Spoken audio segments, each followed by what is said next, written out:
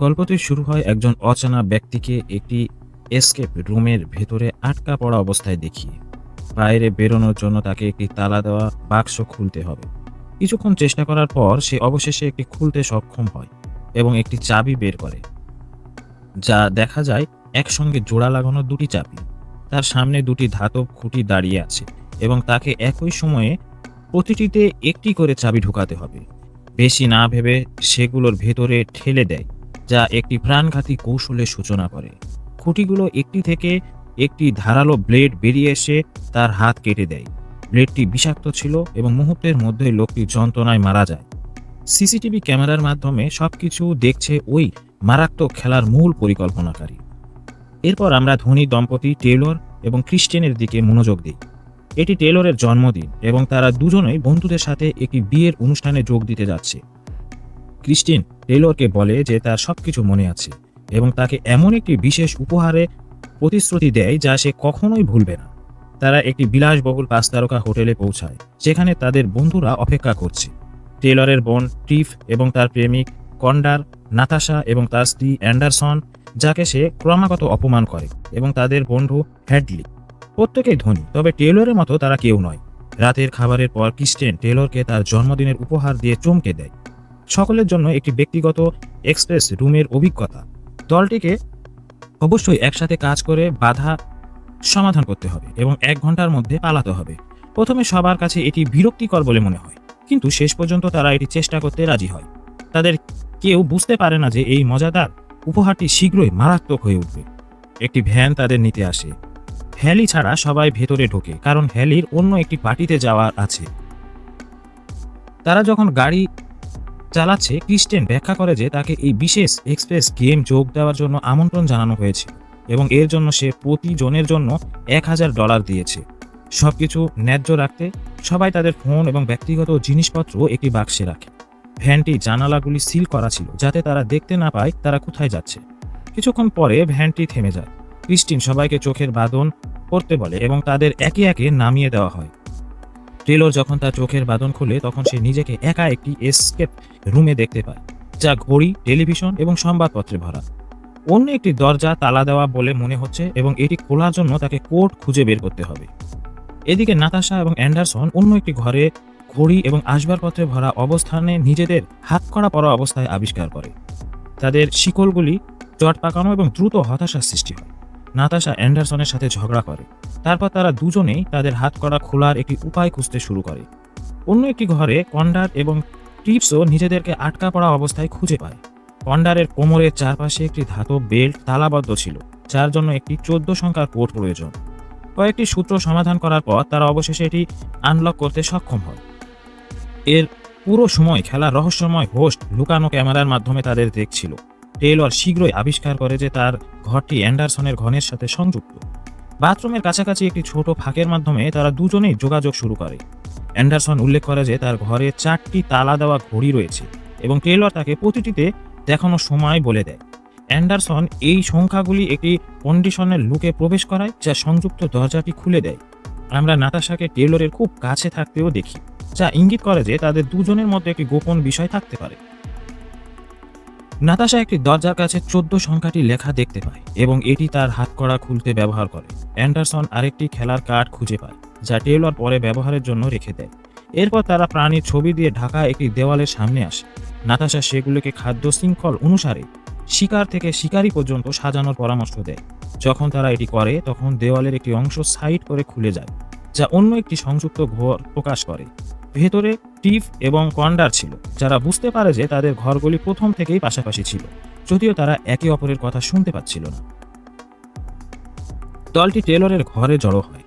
সে লক্ষ্য করে যে একটি ঘড়িতে শুধুমাত্র ঘন্টার কাঁটা আছে আর অন্যটিতে শুধুমাত্র মিনিটের কাঁটা আছে। দুটো ব্যবহার করে সে চতুরতার সাথে একটি অস্থায়ী চাবি তৈরি করে, যা পরবর্তী দরজাটি খুলে দেয়। ভেতরে বেশ কয়েকটি টিভিতে আলো জ্বলে ওঠে, যেখানে ক্রিস্টিয়ানকে একটি খাঁচার ভিতরে আটকা পড়া অবস্থায় দেখানো হয়।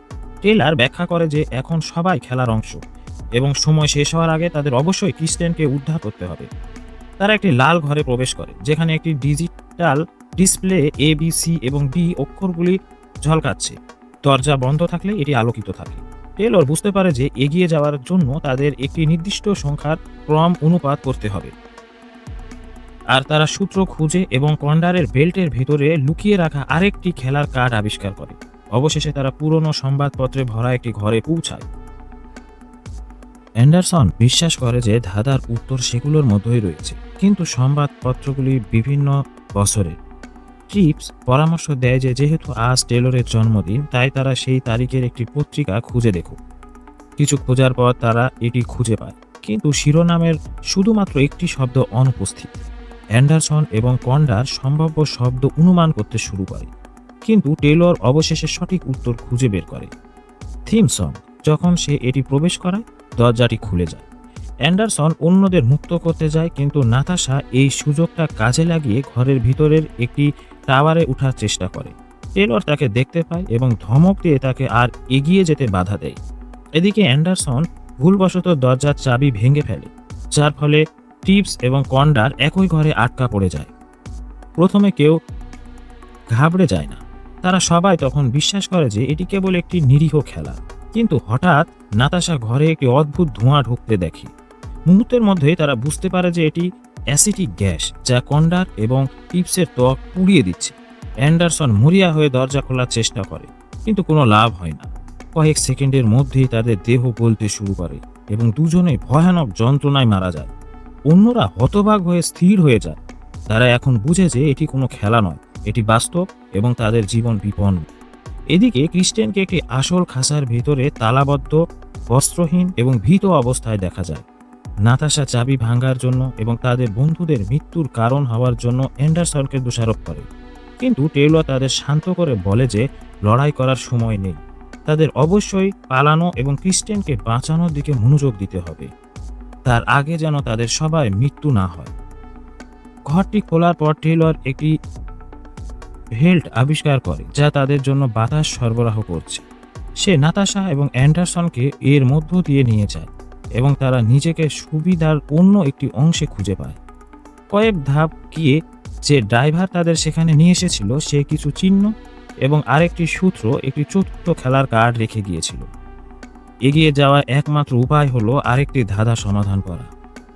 তারা যখন কাজ করছে, তখন তাদের পিছনে একটি অদ্ভুত খোঁসা লাগার শব্দ প্রতিধ্বনিত হয়, ধাতব কাটার ধারালো ব্লেডের শব্দ। অ্যান্ডারসন দ্রুত ফাঁদের প্রতিক্রিয়াটি বুঝতে পারে এবং টেলরের সাহায্যে ধাঁধাটির সমাধান করে। পরবর্তী দরজাটি খুলে দেয়। টেলর এবং নাতাশা ঠিক সময়ে পেরিয়ে যেতে পারে, কিন্তু ব্লেডগুলো কাছাকাছি চলে আসায় অ্যান্ডারসন ধরা পড়ে। প্রতিক্রিয়ার সঙ্গে সঙ্গে তাকে দুটুকরো করে কেটে ফেলে। নাতাশা বিধ্বস্ত হয়ে একা একা ঘরে ঘুরে বেড়ায় এবং কোনোভাবে একই ঘরে ফিরে আসে। অপরাধবোধ অনুভূত হয়ে সে অ্যান্ডারসনের মৃত্যুর কথা ভাবে। বুঝতে পারে যে সে আসলেই একজন ভালো মানুষ ছিল।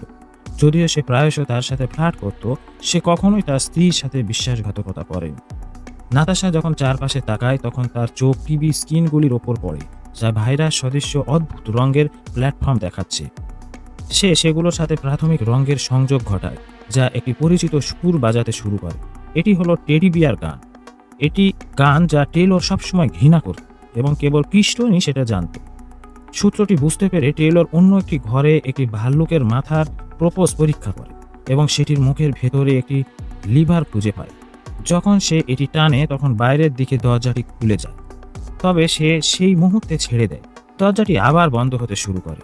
এটা স্পষ্ট হয়ে যায় যে তাদের মধ্যে শুধুমাত্র একজনই পালাতে পারবে এবং যে লিভারটি ধরে রাখবে, ভাল্লুকের মুখ বন্ধ হয়ে যাওয়ার সাথে সাথে তার হাত হারাবে। টেলর নাতাশাকে এটি ধরে রাখতে বলে, কিন্তু দরজাটি তার জন্য খুবই ভারী ছিল। যন্ত্রণায় চিৎকার করতে করতে সে ধস্তাধস্তি করে, কারণ প্রতিক্রিয়াটি তার হাত গুঁড়ো করে দেয়।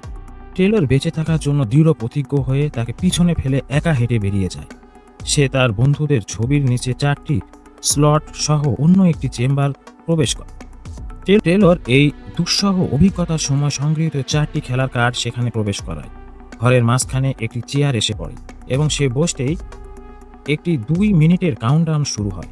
তার সামনে টিভি স্ক্রিনে ক্রিস্টিয়ানকে দেখা যায়। তারা একে অপরকে দেখতে ও শুনতে পারে। তাদের সামনে টেবিলে 2টি বোতাম রয়েছে।